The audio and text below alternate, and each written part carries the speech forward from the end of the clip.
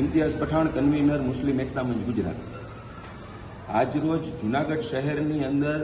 નોનવેજનું વેચાણ કરતા hotel restaurant સંચાલકો દ્વારા જૂનાગઢ કલેક્ટર શ્રીને એક એવી રજૂઆત કરવામાં આવી છે કે જેમાં હાલમાં જે પવિત્ર અધિક માસ શરૂ થયો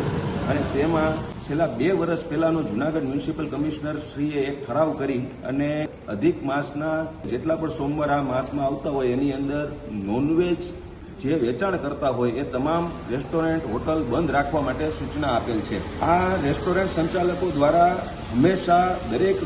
ધર્મના પવિત્ર દિવસોનું આદરમાન સન્માન જાળવી અને હંમેશા જે કોઈ પરંપરાગત જે દિવસો આવે છે જેમાં અલગ અલગ ધર્મોના પવિત્ર દિવસો કહી શકાય એની અંદર તંત્રની સૂચના મુજબ બંધ રાખવામાં આવે જ છે, પણ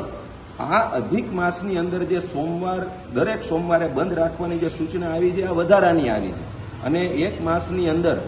આ સોમવાર આવતા હોય પછી બીજા તહેવારો આવતા હોય એટલે 8-10 રજાઓ ભેગી થતી હોય જેના કારણે જે આ સંચાલકો છે તેમના વ્યવસાયને તેમને ત્યાં નોકરી કરતા રોજિંદા વેતન મેળવતા કર્મચારીઓને ઘણી બધી મુશ્કેલીઓ વેઠવી પડે એમ છે। એટલે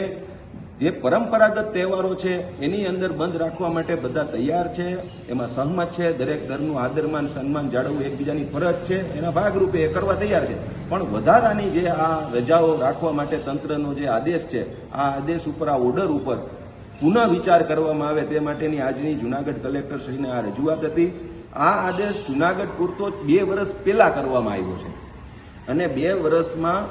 આ પ્રથમ વખત અધિક માસ છે એ 2-3 વર્ષના ગાળે એક વખત આવતું હોય એટલે આ અધિક માસ અત્યારે શરૂ થયો છે ને એમાં દર સોમવારે અધિક માસના દર સોમવારે બંધ રાખવી આવી એક જે વાત છે એમાં રાહત આપવામાં આવે એવી રજૂઆત સાથે આજે જૂનાગઢ કલેક્ટર શ્રીને